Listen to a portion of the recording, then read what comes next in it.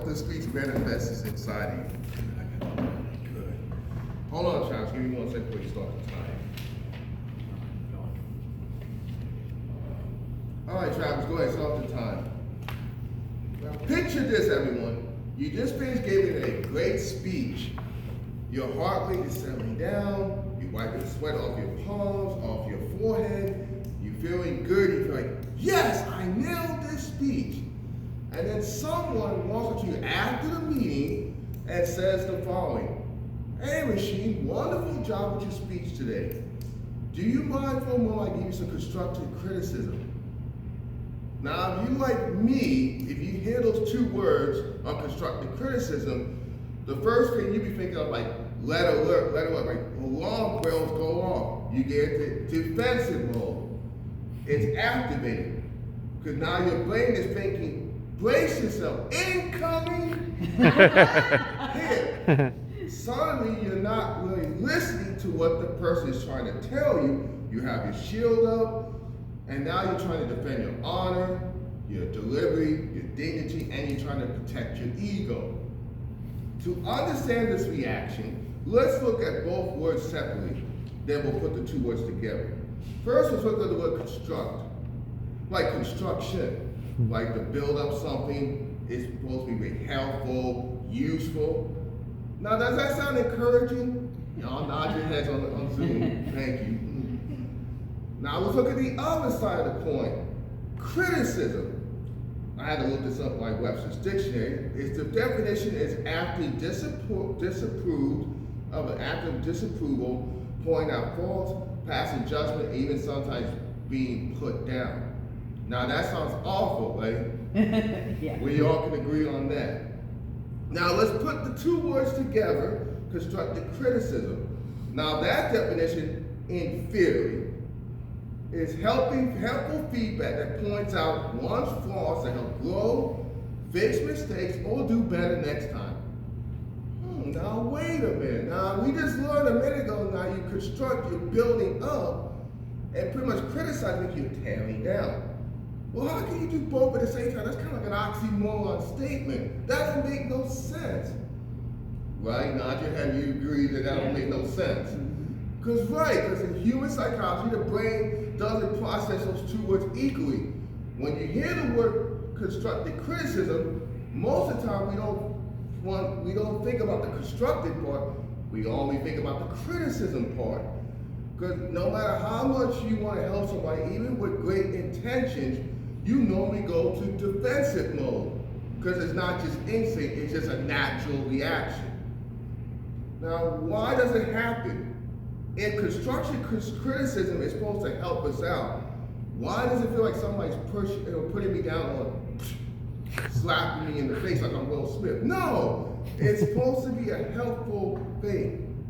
Now let's try to bridge the gap between positive feedback and constructive criticism.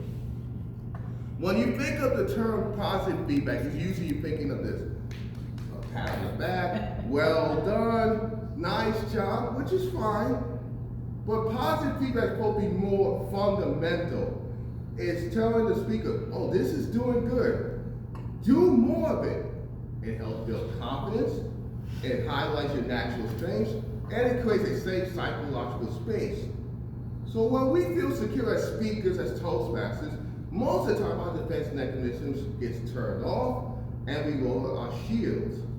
Now, unfortunately, when we talk about criticism from an evaluator, it said it's pointing out your flaws, even though, again, with the best intentions in the heart, most of the time, you don't want to hear that. It pretty much goes from one ear and goes out the other, and you don't receive the advice, because as Toastmasters, one of the things we want to do is we want to try to get better. But when somebody criticizes you, it's like we're not like we feel like we're getting better, we feel like we're getting worse, and that's not good.